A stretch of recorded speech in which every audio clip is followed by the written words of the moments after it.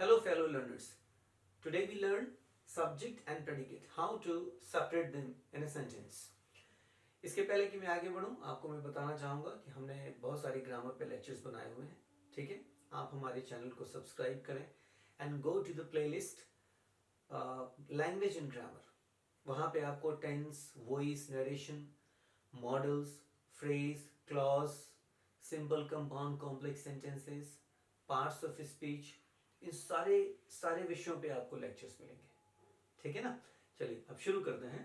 Subject and predicate. Okay, look at these two sentences. Here we have she is writing her autobiography. Mangoes are smelling sweet. Okay, अभी subject क्या होता है? Subject क्या करता है? It performs one of these three functions. Either the subject is a doer or the doer, or it is being acted upon, or the person, you know, he or she, and it is being described. ठीक है ना। अभी उसको मैं यहाँ पे समझाता हूँ आपको। इसमें आप देखिए, she is writing her autobiography, तो यहाँ पे जो she है वो एक्शन कर रही है, इसलिए she क्या हो गई? Subject. Mangoes are smelling sweet. Again यहाँ पे आप मैंगोज को क्या कर रहे हो? डिस्क्राइब कर रहे हो, राइट? तो यहाँ पे ये दोनों हो गए सब्जेक्ट। और प्रेडिकेट क्या होता है? किसी भी सेंटेंस में सब्जेक्ट के अलावा जो भी हिस्सा होता है, सब्जेक्ट के अलावा जो भी हिस्सा होता है वो होता है प्रेडिकेट, ठीक है ना। सब्जेक्ट के अलावा जो भी है सब कुछ प्रेडिकेट होता है, ठीक है। अब मैं आपको एक किताब पढ़ी थी मैंने, उसका नाम था क्राफ्ट ऑफ रिसर्च, है ना। It was written by mister Booth and his colleagues. उसमें उन्होंने बहुत शानदार चीज बताई जो बिल्कुल मेरे दिल में रुक गई हमेशा के लिए।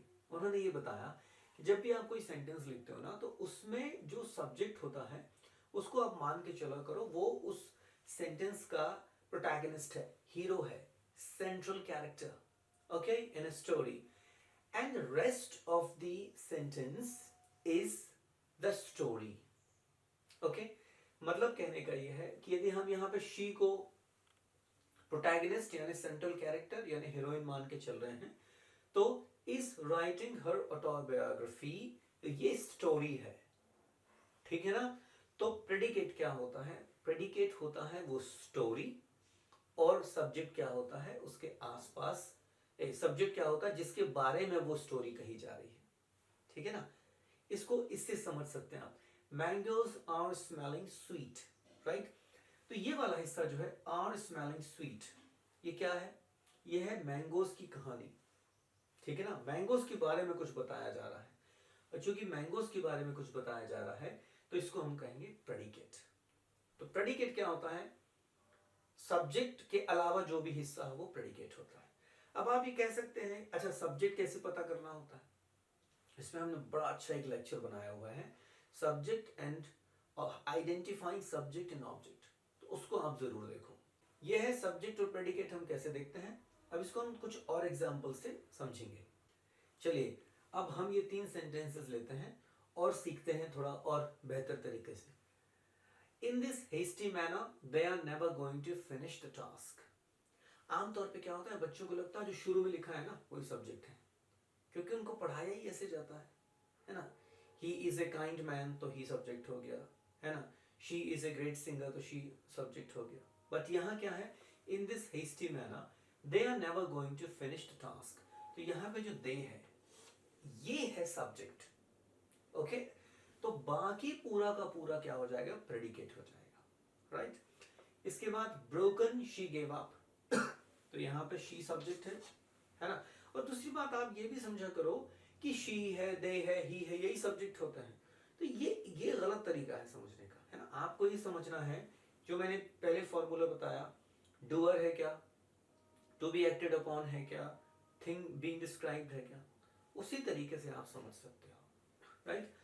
देखो जैसे यहाँ पे the school is closed due to the pandemic, तो स्कूल यहाँ पे डिस्क्राइब किया जा रहा है उसकी पोजीशन को, तो यहाँ पे ये सब्जेक्ट हुआ और बाकी क्या हुआ? प्रेडिकेट हुआ, ठीक है ना। So you must have right technique, you must have right formula to identify things. to separate subject from the predicate. ठीक है, तो it was a short lecture on subject and predicate. I'm sure it helped you to understand things better. This is all for today. Thank you.